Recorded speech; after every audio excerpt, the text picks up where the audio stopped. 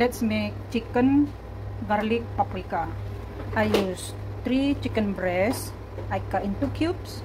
For marinating, I pound 3 garlic, half of fresh capsicum, 3 slices of ginger, 1 teaspoon black pepper, plus 1 tablespoon paprika powder, 1/4 teaspoon cumin powder, 1 teaspoon sea salt. Now let's marinate before we cook later. Then I add 1 tablespoon coconut oil, mix well, put aside about 2 to 3 hours before you cook. Massage until all combine very well. See you in 2 hours. I'm so sorry, before I put the chicken in, I add 1 tablespoon coconut oil, then I add the chicken inside.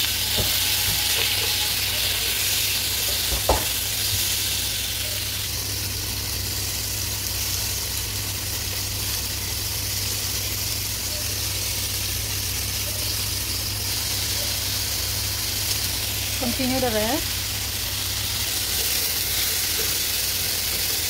Here the chicken is cooked.